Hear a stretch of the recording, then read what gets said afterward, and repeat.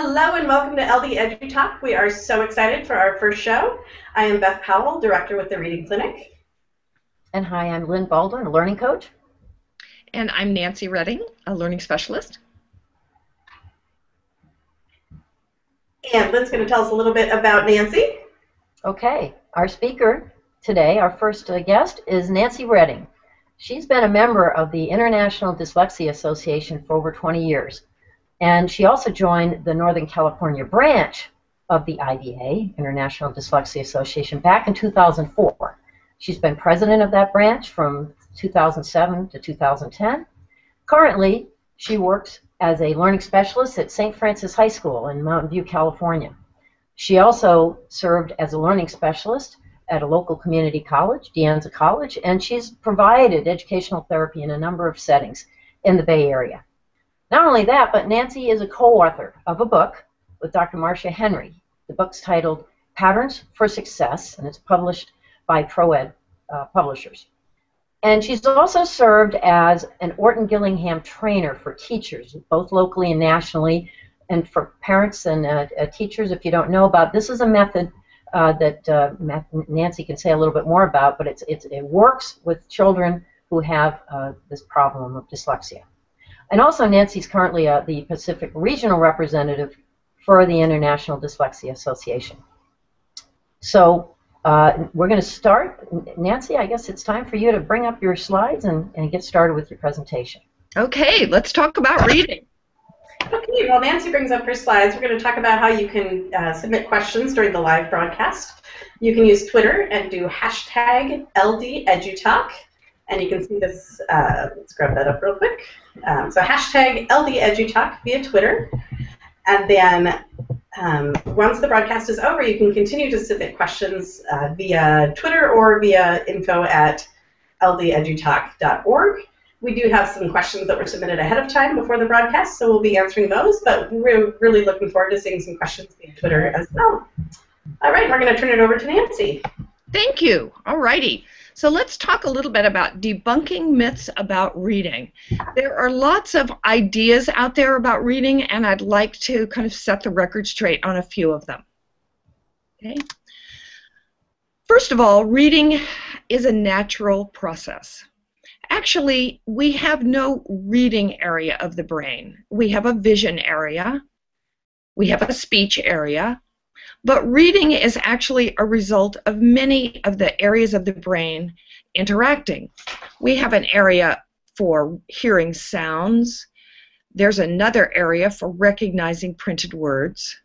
Yet another for understanding and remembering words. And these parts of the brain all have to talk to each other in order for reading to happen. Also, people develop new circuits in the brain as they learn to read. And, you know, beginning readers read very slowly. They're decoding words, sounding out words as they go.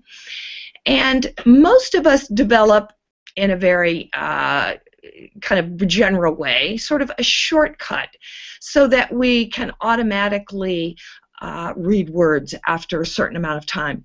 But about 10 to 20% of people actually just never get to that shortcut, and reading for them is always a more tedious event. Okay. There was a national panel of reading that was put together by the National Institute of Child Health and Human Development, along with the Department of Education. The National Reading Panel was put together in 1997, and it was composed of researchers, of educators, of administrators, and they were to find out what are the steps in learning to read. How do kids really learn to read? They brought out 5 areas that are most important. And the first one is phonemic awareness. Phonemic awareness simply means that children understand that words are made of sounds, and that you need to identify the sounds, and you need to be able to manipulate them, hear them, in order to be a good reader. The second area is phonics, and phonics generally speaking, refers to the fact that sounds are made by letters. So children learn to tag letter names with sounds and groups of letters that make sounds, and that is phonics. The third area is fluency. Fluency refers to speed and accuracy of reading. Students must have speed and accuracy in order to learn from reading. The point of reading is to get information, and if a child is spending a lot of time decoding words, stopping, not remembering words, or skipping words, if they don't know them, then the comprehension is going to fail. Fourth area is vocabulary. Vocabulary simply means that we need to understand and know the words that are part of whatever we're reading, whether it's fiction or it is science or math. There's a certain vocabulary that goes with each of those, and at different levels the student needs to know the words that and have a sort of a deeper meaning of those words in order to make it happen. And of course, comprehension, one of the most important parts, because that's why we read. But comprehension is not really going to happen until these other things are in place. Second myth. Some people think that students with reading difficulties cannot really be identified until at least the second grade. Actually, research demonstrates that early intervention can make changes in brain function that may prevent long-term disability. Let me tell you a little bit more about that. Here are some early symptoms of reading difficulty. A student or a child may or may not have one or more of these. Some students, for instance, with delayed speech, have no reading difficulties, but it can be a marker or a symptom that may come out as later reading difficulty. So the first one is delayed speech. The second one is mispronouncing words. We all know how cute it is when kids say paschetti instead of spaghetti, and that's fine at a certain age, but if students or if children continue to do that, it could be that they are having a difficulty with auditory discrimination or auditory processing of the sounds. Thirdly, a disinterest in rhymes, words that begin alike. Kids generally love rhymes, songs, rhymes, those kinds of things are fun for them. If a child struggles to figure out rhyming words or to generate rhyming words, it could be an indication of an underlying phonemic awareness difficulty that would result in some reading problems. And then when a child gets to kindergarten or first grade, certainly if they are having difficulty learning letter names and sounds. So any student who has struggles to learn the letter names or the sounds that they represent may have a reading difficulty. Slower and accurate word retrieval. Kids who say thing all the time, or you know what I mean, that kind of thing might also have some difficulties with reading. And lastly, not the least of which, difficulty remembering spoken directions. Some children have a hard time following more than one spoken direction at a time. This may or may not indicate some auditory processing difficulties, but it certainly can be. If a child has certainly 2 or 3 of these, it may be that it's worth looking more into whether that child does have a reading difficulty. The next myth. Some people think dyslexia means seeing words backwards. So let's talk just for a minute about dyslexia.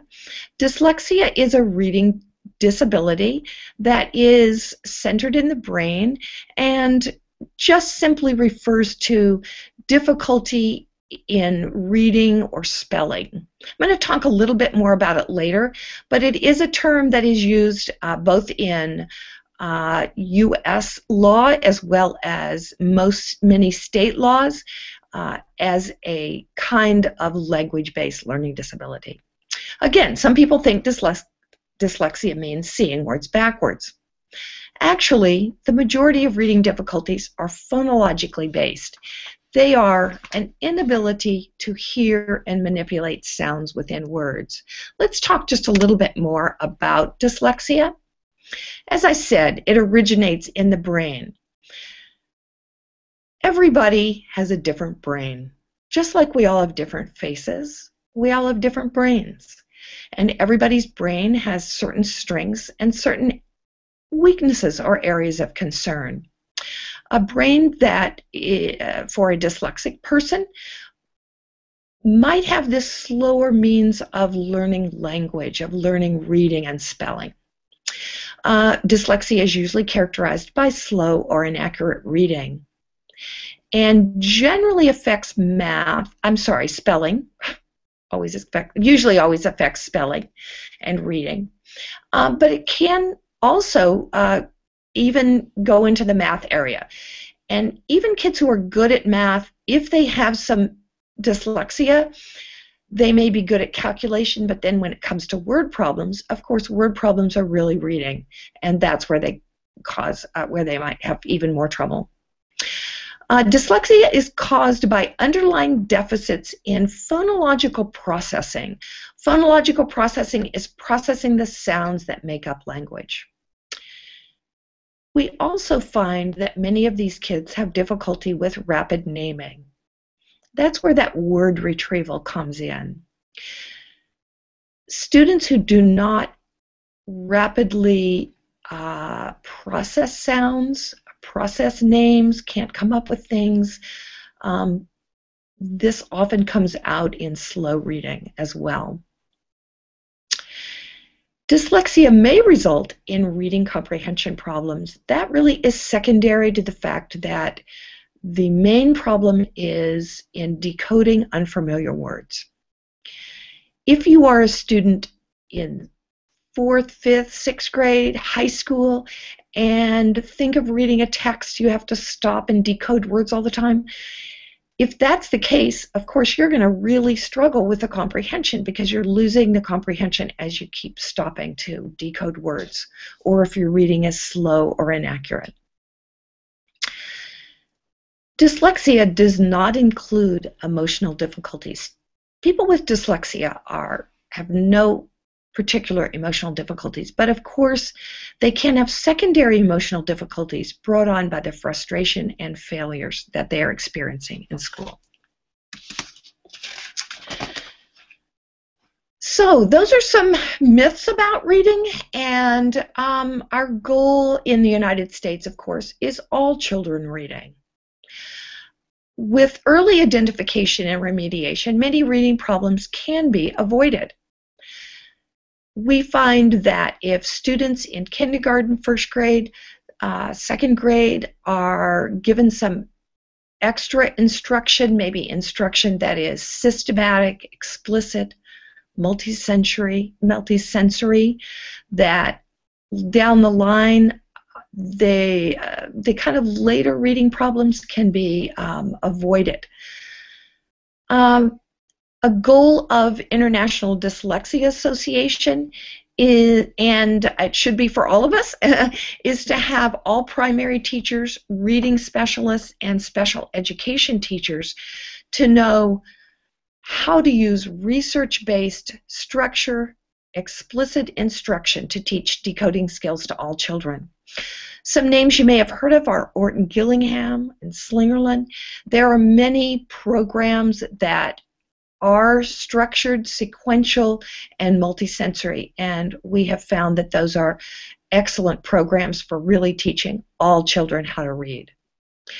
Also, we think all primary teachers, reading specialists, and special education teachers should know how to identify struggling readers.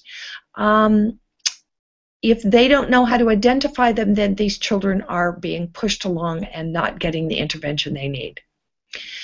And of course, these teachers should also know the proven intervention techniques, which include some multisensory, structured, explicit instruction in phonemic awareness, in phonics, and in fluency for reading. We know what we need to do, now we need to do it. Thank you very much for your time, and I think we're going to have some questions and answers now. Absolutely. Thank you so much, Nancy. And the first thing we'll do is Lynn and I will kind of just have a discussion with you about the presentation and just learning to read in general.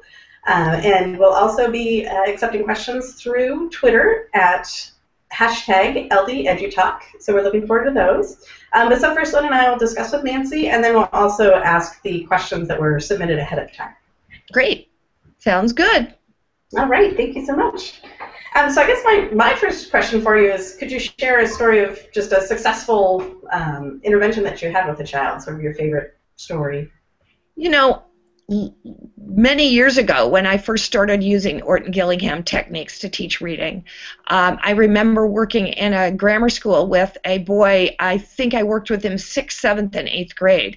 He had really not had intervention early, and he was very dyslexic, struggled to read, and was but was very smart and was really involved in this. He thought it was great, and he loved learning how to read. He was so excited. And then he went on to high school. I lost track of him.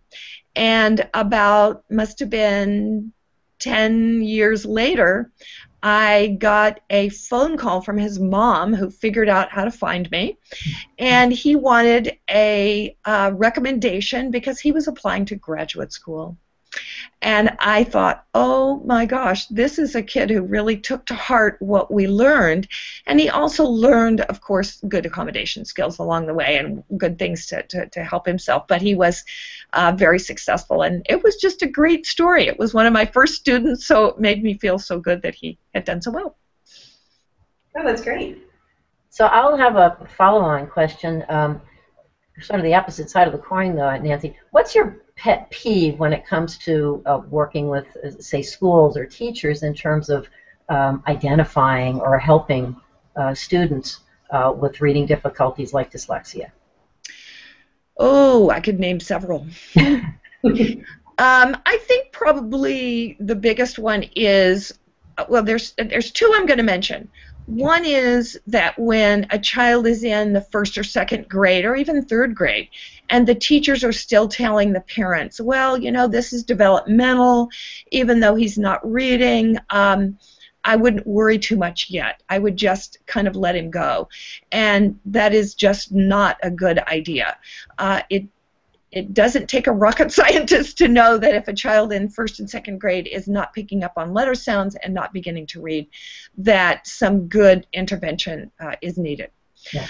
The second thing is, because I've worked with high school and college kids more recently, I've run across parents whose children were identified early, or they were given some intervention strategies and tested and found, oh yes, you do have some reading difficulties. And they worked with them through about 4th or 5th grade, and then they said, you know what, this child is doing fine. They won't need anything else. They're going to be on their way.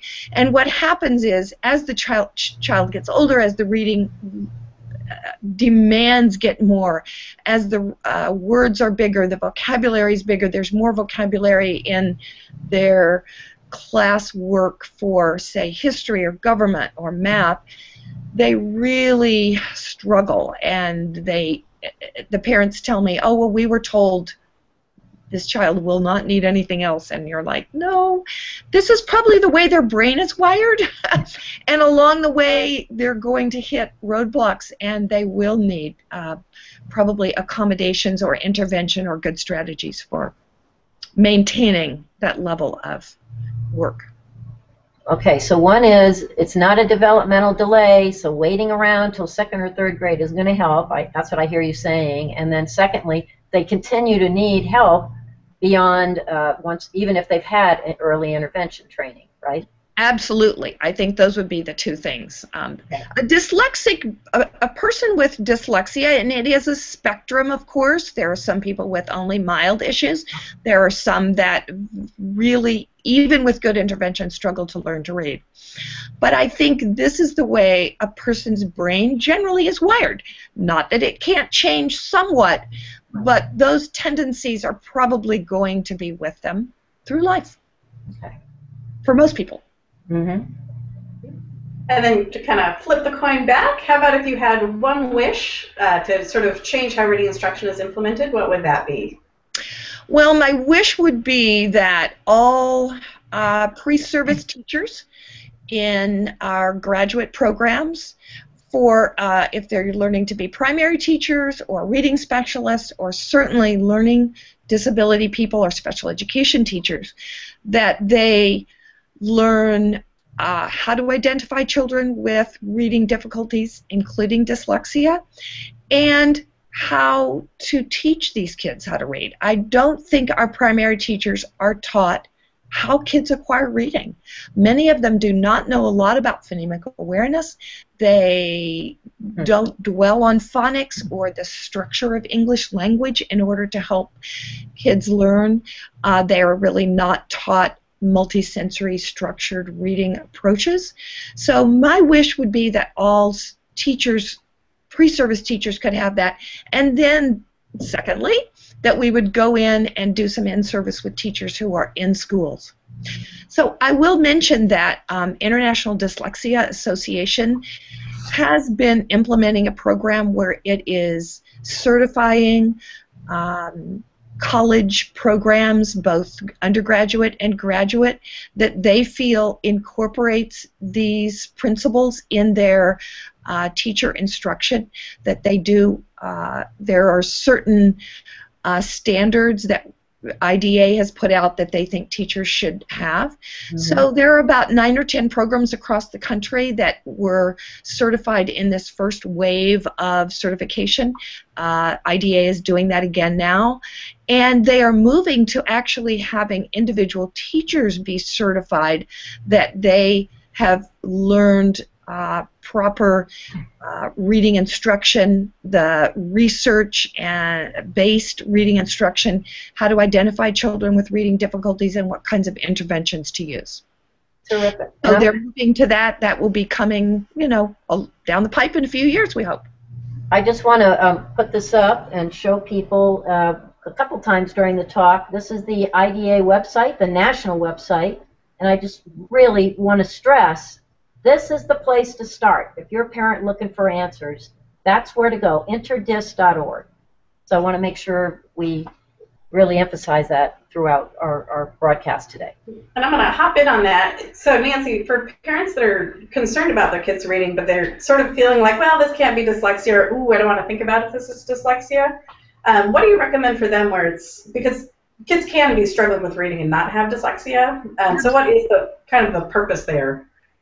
With the International Dyslexia Association. Right, and I am not a fan of lots and lots of testing of kids when they're young. I think we don't need to label them at that point necessarily, but if a child is struggling to learn letter sounds and names, can't rhyme, has trouble with word retrieval, I would really suggest some kind of extra instruction, or if the teacher knows, or they get a tutor or someone, hopefully at the school, to do some work with them. You don't need a label, you just need some good teaching strategies. Slow down. It's just like some of us some people are such good readers, they're going to just pick it up no matter what. I mean, some kids teach themselves to read at 4 years old, which is really amazing. Other kids can be good readers, but they need explicit instruction. They just need someone to help them figure how do I figure this code out, this alphabet? How do I tag sounds to the letter? And how do I blend them to make words? So with some explicit instructions, sometimes kids, I had a child that I worked with, 4 or 5 years ago, second grader, really struggling to decode words, really struggling. But I was surprised at how quickly he picked up once we learned all the phonograms, we kind of learned the sounds that the letters and some of the vowel combinations made and talked about blending. he just made leaps and bounds really quickly. So for him, you know, he just kind of needed to get over that hump. Now, he may have troubles later on. I'm not going to say he won't, but and other kids are going to need that along the way almost every year just to keep that up. But good early intervention is huge. Great. And could you walk us through, for people who aren't familiar with the terms, what multisensory instruction means, what explicit instruction means, systematic? Could you just really kind of pull those apart for us?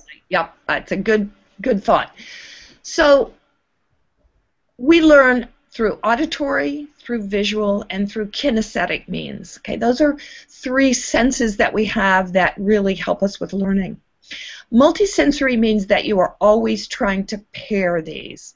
In other words, if I'm teaching a student a certain sound, I may show a card with that letter on it or letters that make that sound and have them see it and say it out loud a few times.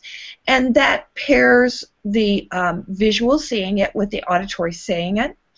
I also might have them write that letter or letters in a tray of sand, trace it on their desk.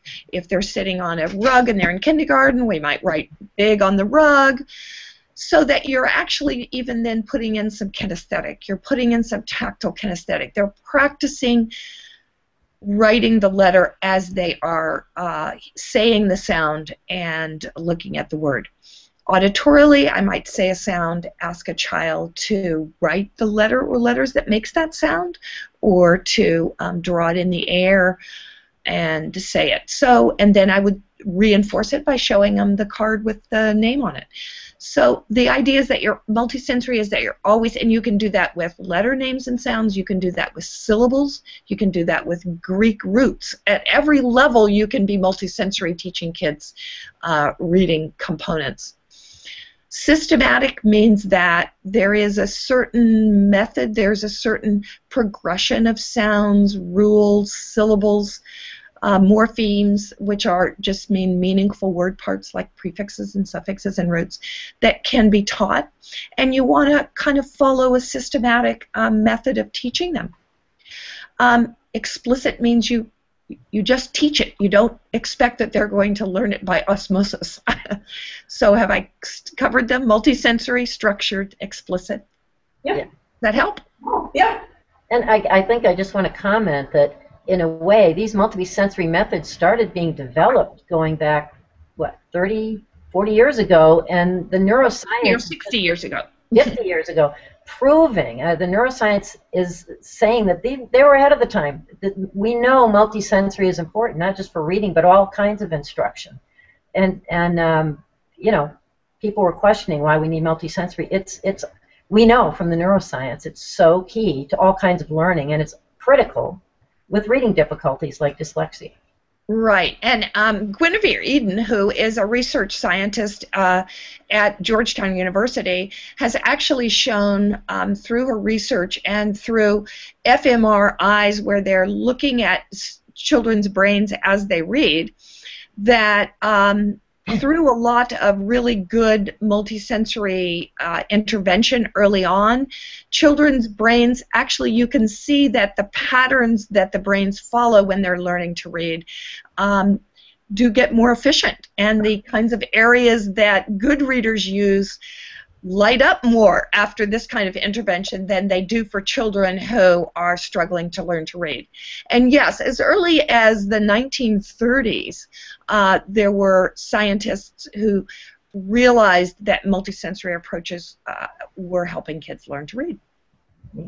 Fernald and Orton. Yep, they were the originals. I have a question. So early on, you know, there was a lot of confusion. Some people thinking that, you know, reading difficulties were primarily visual. And what do you tell to a parent that, you know, John is doing letter reversals, you know, B for D, you know, I'm very concerned about that, or reversing words, you know, that common, it just kind of lingers. So how do you help convince parents that that's not the case? Okay, great question. Research really points to the fact that learning disabilities, including dyslexia, when it involves reading and spelling are almost always phonologically based. They're based in the sound system of our language. When children reverse letters, let me explain it a different way.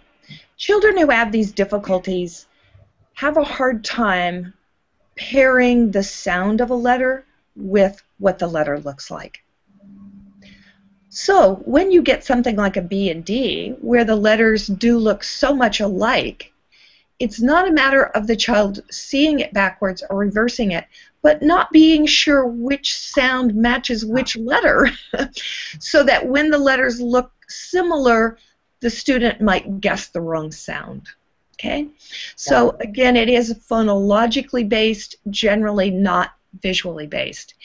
And I would follow up with that by saying that the American Academy of Pediatrics, including their section on ophthalmology, has a statement they came out with a couple of years ago that says that learning disabilities, including dyslexia, they are language-based disorders, and scientific research does not include eye exercises, colored lenses, or vision therapy as scientifically based interventions for children with reading disorders.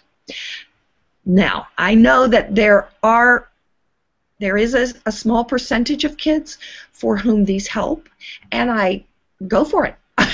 But for the majority of students, I would say they need still some sound-based work, and work with tagging the right sound with the right letter by doing a lot of tracing and saying the letter sounds, and by keep practicing that. There is a small percentage of children that may have some vision issues as well, and that's fine. But generally speaking, it's not a vision problem. And I like to say the vision problem, you can oftentimes actually physically see their eyes not tracking. It's very clear. And so what we go with is, let's work on the phonological side first and rule that out, because typically both of those, if you are having vision issues, you're typically going to be having phonological issues as well. So it's easier to just rule that piece out, and then as kind of a last resort, start looking at the vision. I would really agree with that. I would definitely go with the phonological first. You know, I remember working at a school where there was a vision therapist who had kind of, you know, had success with someone, and a lot of parents jumped on that bandwagon, and it was very difficult for me because I felt like there was a lot of parents, you know, and it's so hard when you're a parent. Your kid is not reading, you just want to help them. Right. And there's so much out there, and it's hard to really decipher what works and what doesn't work. But I do think that current research, and there's been a lot of research, we know the research, and it points to this being a language-based phonological difficulty.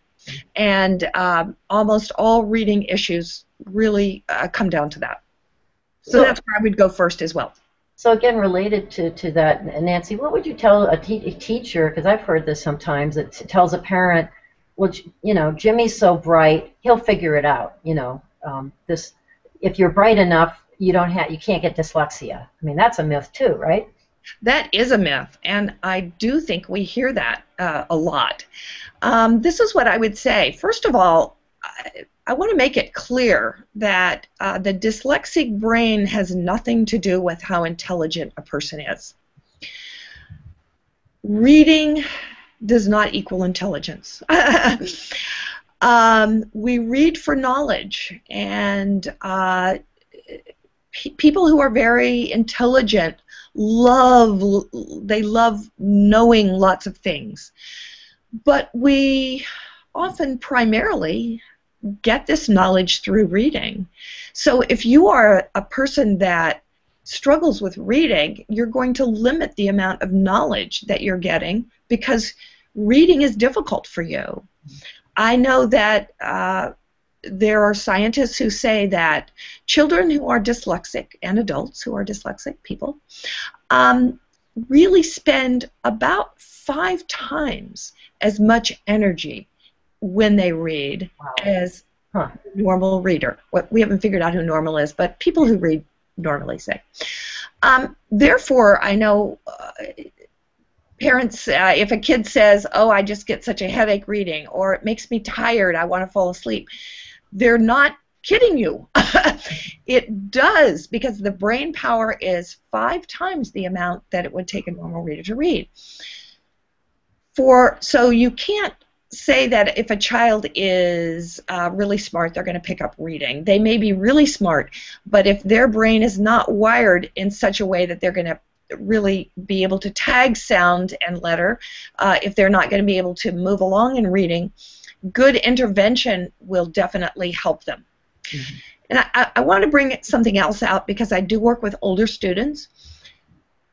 Never do you want to give up on that idea of helping children be the best readers they can. And we know that good intervention, good, explicit, systematic, multisensory, structured reading approaches can help children learn to read.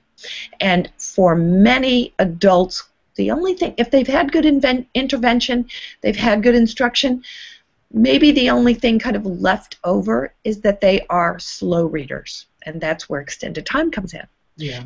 But I also want to point out that as a child becomes older and they are reading to learn, they may need to use audiobooks in order to really get the intellectual knowledge that they need. So I just, that's just a little bit, that's down the line. It's not really what we're talking about. But some parents think, oh, if they listen to books, that's not really reading. Well, in order to tap into their intellectual abilities and level, often audiobooks can help the kid. Along with good instruction on learning to read, the audiobooks can help them continue to be interested in stories and narrative, and also learning, whether it's science or math or dinosaurs or whatever they love to learn about. All right, I'm going to post this just again to make sure people know. This is where to go on Twitter to send us questions.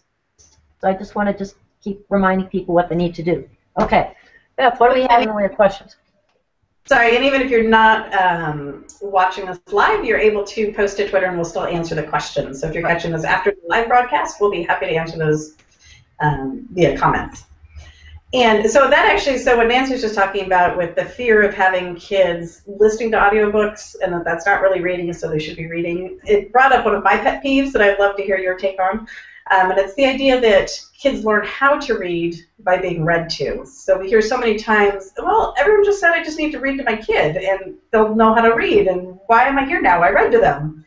And so I'd just love to hear your perspective on that. Well, I don't think kids learn to read by being read to. I think that reading to your kids is very important. It is fabulous. There is nothing like snuggling up with your child and a book. No matter how old that child is, no matter how, if they love it and you love it, please do it. And I think what reading to your child can do is foster that love of reading, that books really are magical places, and the love of narrative, the love of characters and stories. And you do want to foster that. You want children to know how much is in books. But for children with a dyslexic brain, they're not going to learn by osmosis, and probably just being read to is not really the way to get them to be better readers. They are going to need some explicit training in how to read, because it's not coming to them. Right. And isn't it the case, I mean, if you want to torture a kid with dyslexia, force them to read aloud in school when they haven't had the proper instruction and decoding? It's terrible. We've all seen the, maybe Jonathan Mooney does it best, as he talks about the being in the reading circle and counting out, when his turn was going to be, and then, the hand went up, I've got to go to the bathroom, just when it was going to be his turn to read, and that fear and the sweat pouring off of him because it was going to be his turn to read. Yes, I really would encourage teachers to be very careful about that. Yeah. There are some things, if a child is at a certain level and can read but needs to practice a passage before they read, if you can cue that student ahead of time, even the day before, or email the mom or dad, I'm going to have Billy read this paragraph or this sentence. Can you help him with that ahead of time? And therefore, when it gets to be his turn in the reading group, he would be prepared. Okay, if a child is at a level, you really have to, I think it's so important to think where the child is and that you want to pull them along from where they are to where they can go, but starting with whatever level they're at. If they're non-readers, that's not going to work. But if they can do okay with some practice, then it does help them to practice ahead of time. Or skip them, or don't put them in the reading group. Yeah, right. Make them the person that draws the picture that goes along with the story. There you go. Great. Well, do we want to open it up for the pre-submitted questions? You ready, Lynn? Sure, go ahead. Okay. So one of the questions was just that someone has an older child in around 7th grade, and they seem to be a good reader earlier, but now they're struggling. And why is that? That is a very good question, and I do hear that a lot. And I think what I would say is that children that are quite bright and are very good at memorizing can actually memorize a lot of words. And they can get by to a certain degree on that. But there still might be some underlying phonological deficits in the way their brain processes the reading, such that when they get to the longer, more multisensory words that are more difficult to sound out, that they just lose it. It's just all of a sudden too much. And we find that some students are identified with dyslexia in kindergarten or 1st grade, or even before. Some are identified in 4th grade, where there's kind of this real change to reading longer words. Some are 7th and 8th grade, where again the reading gets more tough. Yeah. Sometimes it's juniors in high school, or sometimes it's in college, depending. But there is a point often at which the child, if you think of every year being a different kind of higher wall to climb, there's places where the child just cannot climb over the next wall. They get to a place where they need intervention, they need help. And so even though kids seem to be good readers early on, they could be good memorizers, and they might need some help later on. Yeah, and I'd like to also chime in. Part of what happens that we see is as kids are trying to stand out, like commensurate versus commiserate. Yes. The words are so similar, they can't really memorize those, and because they never learned how to sound out these you basically get nonsense words in the middle of multisyllable words. So something like sept, C-E-P-T, that's not a word you would have memorized, but when you have to do accept, you need to know how to decode that, and because you never learned how to do it, you just learned to read by memorizing. That's part of where that issue is coming from. So it's not a lack of effort, because I think that's what it looks like to teachers and parents. That, well, they're just not trying to read. They're just kind of mumbling through the word. But really what it is they don't have the skill to do it because they never learned it in the first place, because they learned to read by memorizing.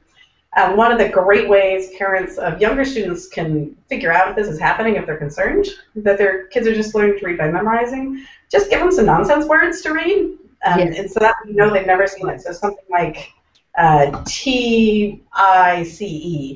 That's a pretty complicated one because the E makes the I say its name, so I, and then the C makes the S sound because of the C. So you actually have multiple rules going on at the same time. Some kids, though, if they're really, really strong with memorizing, they'll recognize the pattern of, oh, that's kind of like mice, so that'll say tice. Right. So you want to throw in just a lot of different words and try and find some patterns that don't match. But that's a great way to just easily screen if you suspect that's what's happening, because it's a very rude awakening at 4th grade, 7th grade to figure out your kid really never learned how to read. Right. Because we're so good at it. And nonsense words really have a very good place in that, and I would totally agree with you. I also would, particularly for an older student, throw in multisensory words. I mean, multisyllabic words. Excuse me, because often kids will look at the beginning and end and not look at the middle of a word, and then they guess it. So, or even just look at the beginning and guess. So, I do think that seeing if they can decode a multi-syllabic word, in other words, a word with 3 or 4 syllables that has a common pattern, but it's a nonsense word, is a great way to see whether students have internalized that. I know one time I was working with some college students, actually, and we were talking about coming across words that are more than 4 syllables in a sentence, and I said, what do you generally do? And they all raised their hand and said, skip them. And of course, those are the meaningful words in whatever you read, so they weren't getting a lot out of their reading. So, anyway. This actually reminded me of a story of a student we had that he had figured out how to read by memorizing all the way through school, and it wasn't until he got to medical terminology. Yeah. But he was finally like, I give up! I can't do this. And we actually ended up working on phonemic awareness level skills.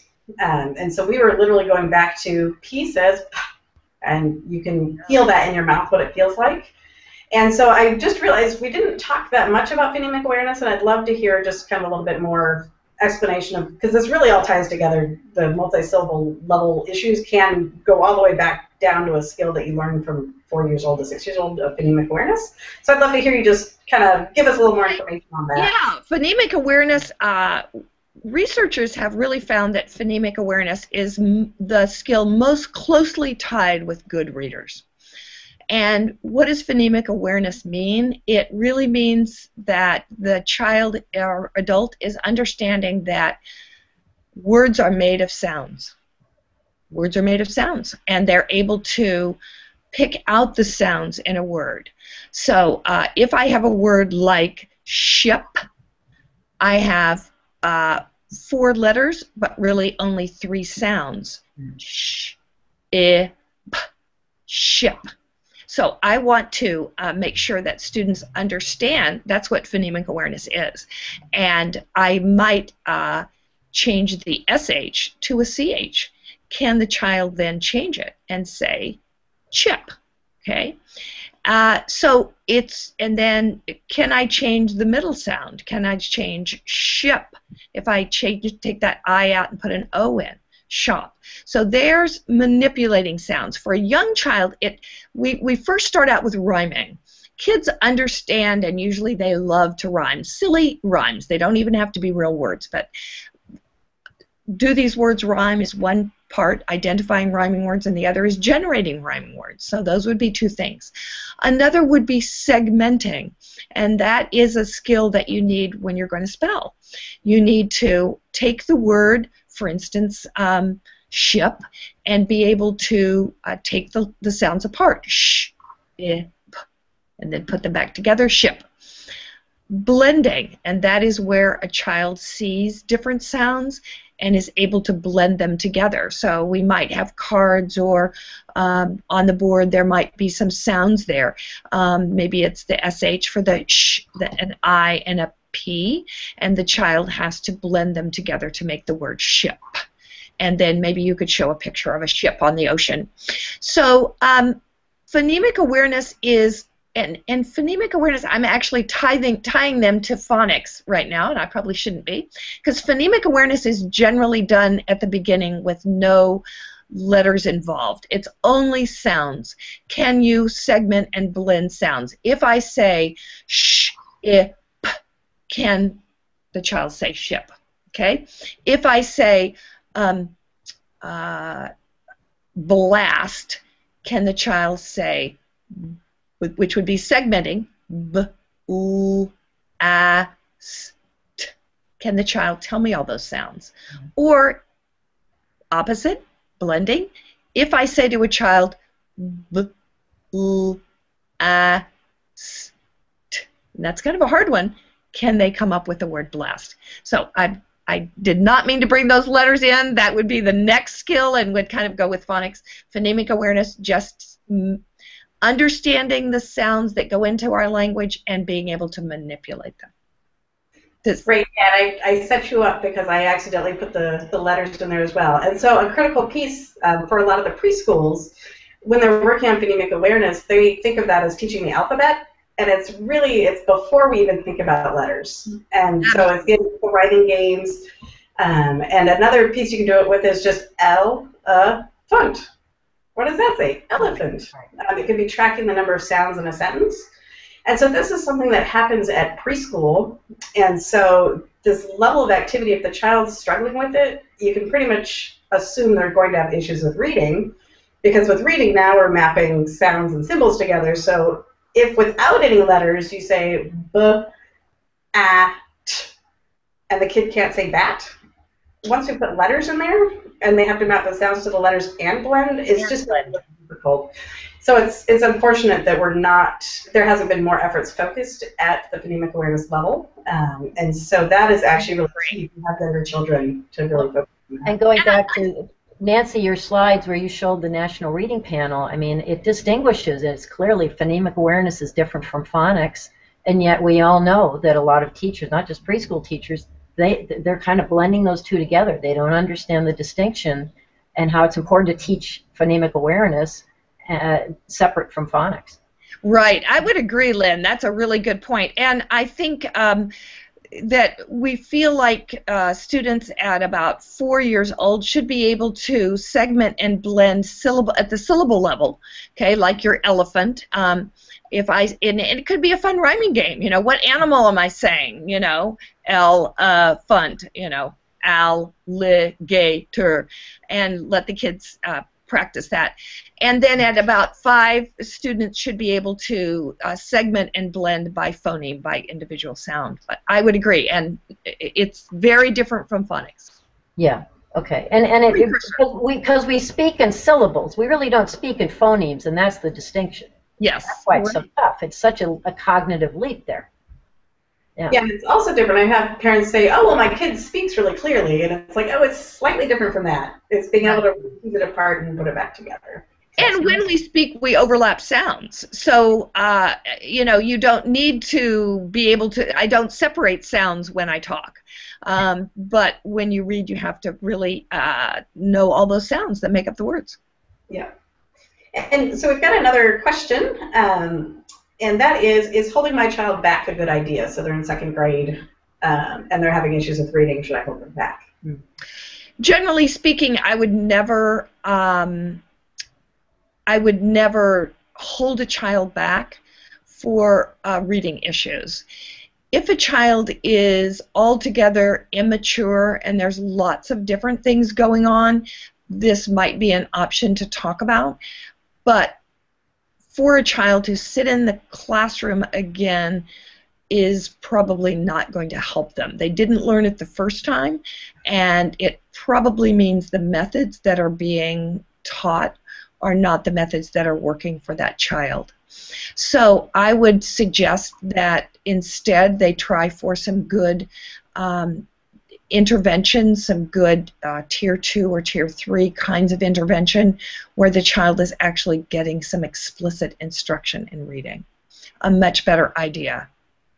And I really want to kind of dovetail with that there's a limit to what the teachers can do in the classroom. And this is just the reality. With dyslexia in particular, you need intensive work. So the kind of pulling out for a day, not really going to help. You can't expect the teachers to do it all in the classroom because they really need the individualized support.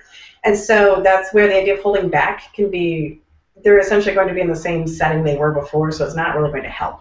Right. This is a systemic level problem. It's not really an issue. You can have the best teacher, and some teachers I think manage to somehow pull those kids, like that one kid off to the side either after class, and it's amazing to me some of the stories I've heard. But ultimately there really is a limit to what a classroom teacher can do. And Nancy, I think you were referring to, when you mentioned tiers, were you referring to RTI, or so-called response to intervention? Yeah. Yeah, and which parents may hear about, but also so maybe you can comment a little bit about response to intervention and how that can sometimes lead to delays in kids getting the help they really need, right? Maybe you can comment on that.